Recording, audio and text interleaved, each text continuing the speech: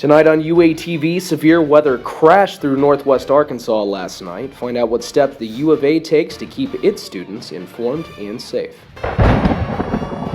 And when tornadoes touch down in Fayetteville, where is the safest area on campus? That's something that the university should look into getting. How a lack of shelters in Washington County leaves some students with fear. I'm here outside Greenland High School, where class was canceled today. Find out how severe weather led to a free day for students. Next.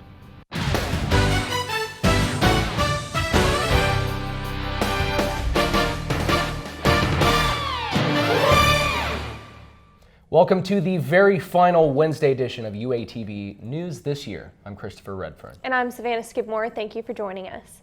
We start off today with some severe weather damage from last night's storms. One school district was forced to cancel high school classes for the day in order to make repairs. UATV's James Bush has more.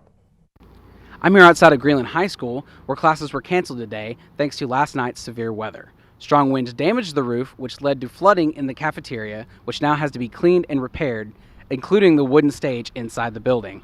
As you can see behind me, the power lines connect to the cafeteria, and the superintendent of Greenland says that this is the reason that the school was closed today. The power is going to have to be turned off in order to do the repairs, and not knowing really how long that was going to take or what the plan was going to be to get the repairs done, we knew we couldn't have school without power. Fortunately for the school district, and somewhat unfortunately for its students, the problem only required a small 30-minute cleanup before power could be restored. However, the district decided to continue to give students their free day. For UATV, I'm James Bush. Thanks, JT. Whenever severe weather or any other emergency takes place on campus, a communication system called Raise Alert is the first to tell students and faculty. UATV's Lauren Pizzi is live at the U of A campus with more on the story. Thanks, Savannah. Raise Alert is meant to keep all students and faculty aware of any hazardous conditions on or around campus. In the last year, there have been 4 major events where Raise Alert has had to call, text, or email everyone to stay alert, including March 23rd for a tornado warning, February 28th for campus safety, June 6th for a chemical spill, October 7th for a power outage, and last night being our latest Raise Alert for tornado warnings. Now, for weather instances, Raise Alert does not send out emergency notifications until the National Weather Service has sent them out. I spoke with the manager of media relations for the U of A, who told me about the process of turning the tornado sirens on.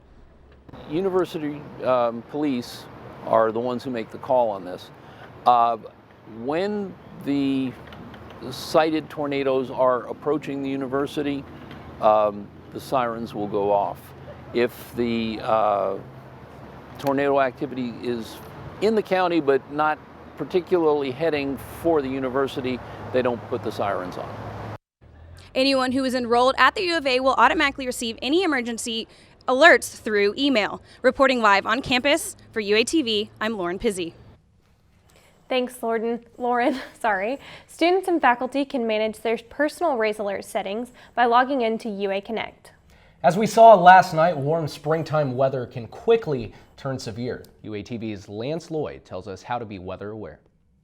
In the springtime semester, a blue sky like this can quickly turn to this.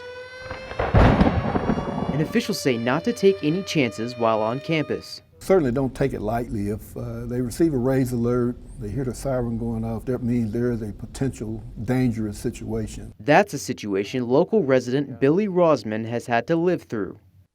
It was hailing. I sat here and looked out, and it wasn't hailing. It was already debris coming, but we hadn't gone for cover yet.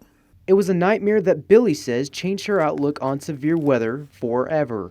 I was laying on her and Carla in the corner, and the walls left and the brick come in on all of us. When we're in a tornado warning now, my stomach starts churning. With springtime bringing weather potentially as threatening as this, safety is at the top of campus officials' concerns. This chart provided by the National Weather Service shows April and May to be some of the worst months for severe weather and tornadoes. A person should take some precaution to make sure they're safe. And again, that is stay away from windows, get inside if it's all possible, ground floor or lower. If there's a basement in the building, go there, and those would be the safest places to be. Officials recommend to always check the weather ahead of time to be prepared in advance of a potentially dangerous weather situation. For UATV, I'm Lance Lloyd. Thanks, Lance. Be sure to follow UATV on Twitter to stay updated during severe weather. When severe weather strikes, tornado shelters are safe havens for many to escape potential harm. But in Washington County, there are none. For students that live in dorms like Humphreys Hall, emergency procedures are in place for residents in case of severe storms. With no shelters in the county, this has some students worried. That's really a concern because, the tornado, it's liable to happen anytime, and it happens all the time. So I feel like that's something that the university should look into getting, a shelter. LeBeau also experienced heavy winds pounding outside his window and constant lightning flashes. When that happens, immediately get away from the window and find a secure place with no windows. Today marks 2 years since a devastating tornado hit Citral, Arkansas. The EF4 tornado killed 16 people, including 8 in Valonia and 4 in Mayflower. That storm destroyed around 70% of Valonia's businesses, but the city's Facebook page says they've come a long way in 2 years. The page says, "We have overcome obstacles, which has made Valonia a city of resiliency, and our town is steadily moving forward to build a vibrant future." Well, it looks like severe weather is behind us for today. Let's go live to Cody Johnson for our current conditions.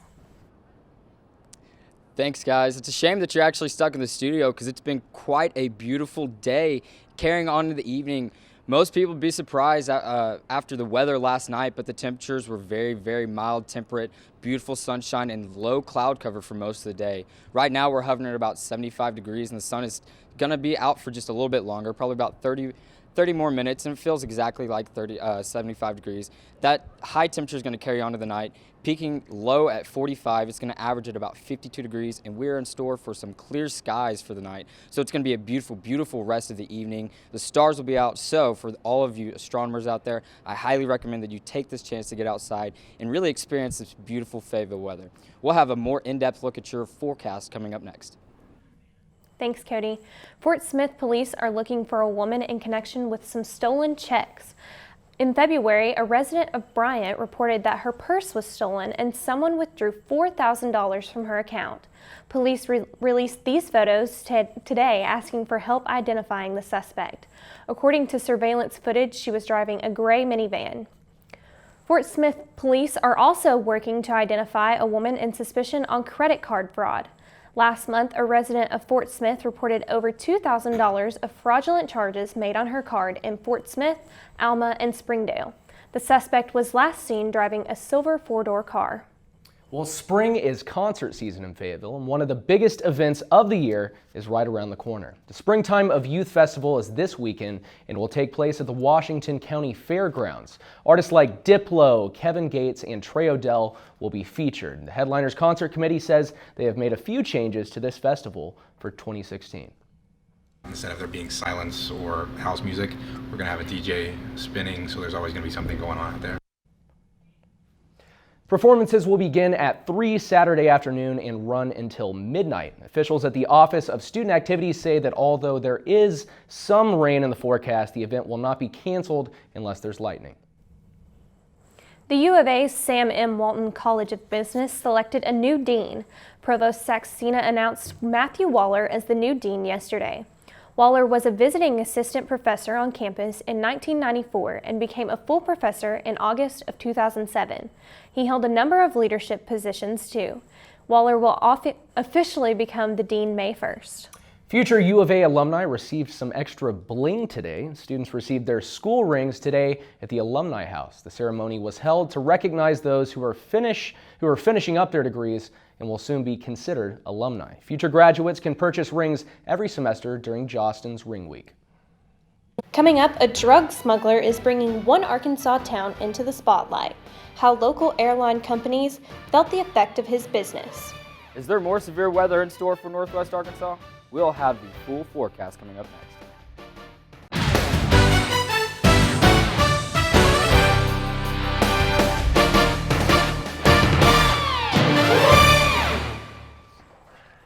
With summer approaching, restaurants lose a large number of their customers. Restaurants have an uphill battle of convincing broke college kids to come eat instead of cooking for themselves. Like many other owners, Lucky Luke's manager, Amy Smith, realizes the need of specials to attract the young people. Our wing special on Wednesday nights, which is $1 beers and 69-cent wings. I think students really like that. We offer 5 free wings and the student coupon book twice a year. Smith says 60 to 70% of customers are college students. Restaurants like Dickey's, Grub's, Burrito Loco, and others have student specials in order to survive. One student is starting a new business with family in mind. UATV's Lauren Hoskins brings you this story. Eric Jones has always had a passion for fashion. My mom, she always had a lot of shoes, and I always had interest in getting a lot of shoes as well. But we couldn't really afford a lot of shoes back then. After studying apparel merchandising for 3 years, he decided to turn his dreams into reality. I read an article in class one day, and it was about this girl that was starting her own shoe company, and she didn't know anything about shoes. And since I'm majoring in apparel merchandising and product development, I figured I had a background in the industry, so I had a little niche and I could just catch on real good, and if I put my mind to it, I can make something happen. He says he learned valuable lessons creating his brand. I'm waiting on my trademark to come back right now, and I got a fictitious name, and I got an operation agreement, and I got a business plan, all the works that you got to do before you can really get a product and start selling it to people. Jones says this is not a cheap venture. I've been out of a lot of money, but it's going to be all worth it in the end. But he's had help. He created a GoFundMe account and received over $1,000 in just a few weeks. That money helped him order his first samples. This is the first dress shoe I designed, and it's a picture from the beginning when my manufacturer sent this to me. After receiving the shoes, Jones says he is more than excited to put his designs on feet. Yeah, I'm just going to keep sketching after I get the 2 first sample shoes mass produced and start selling those and start making money. For UATV, I'm Lauren Hoskins. Jones plans to have the shoe line like father, like son, ready for online purchases by the end of summer. After the break, a small Arkansas town reflects on the business of a former drug smuggler. How airline workers in Mena remember him. And Razorback athletes take to the red carpet tonight. Hear how they are celebrating their success on and off the field. UATV will be right back. Thank you, Cody. Well, Mena, Arkansas is a small town that many of you may have never heard of until recently with the movie The Making of Mena. The movie is about a drug smuggler who later became a CIA informant and carried out many of his activities at the Mena airport. UATV's Adrian Rose has more.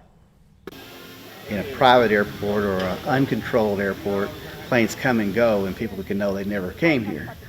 Mena, Arkansas, a small town tucked away in the Ouachita National Forest, served as a maintenance hub for a notorious drug smuggler in the 80s.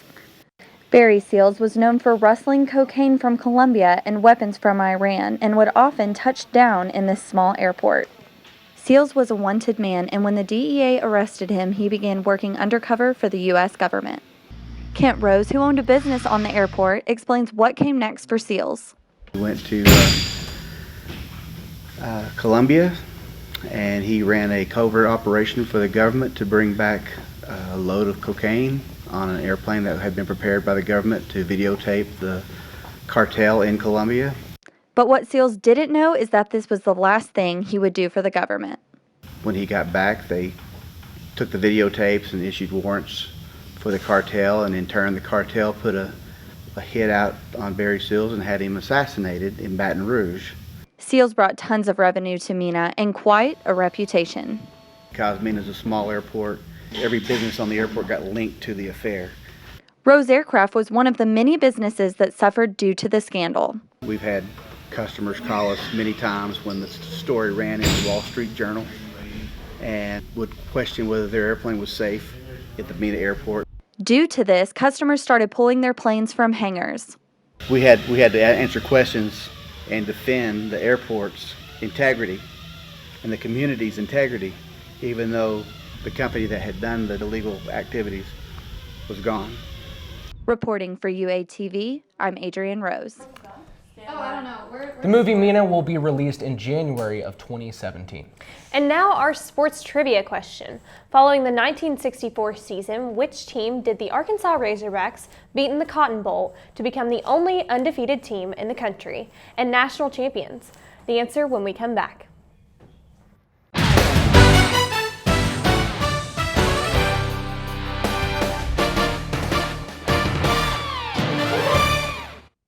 Welcome back. As promised, we are going to take a little bit more in-depth look at your weather tomorrow. We have some beautiful weather in store, actually. It's going to be about 58 degrees at 9 o'clock. Beautiful sunshine, a little bit of clouds, and those clouds are going to continue on into noon. The temperature is going to rise up right at about 70 degrees, and that is going to be much of the weather for the rest of the day, ending off at 3 with a high of 75, and it's going to feel just a wonderful 75. Beautiful, beautiful weather in store, and on into the weekend, and we will throw it back over to the desk. Back to you guys. Thank you, Cody. Well, a small vintage soda factory in Connecticut is getting political this election season. The brothers who own Hosmer Mountain Beverages rolled out a new soda called Feel the Burn. The soda is a rebranding of their spicy ginger ale drink. And one convenience store owner says college students are the biggest sellers. And that will do it for us here at UATV. And for the very last time, I'm Christopher Redfern. Thanks, Chris. I have to say I've truly enjoyed being an anchor with you. And I'm Savannah Skidmore. Enjoy the rest of your night.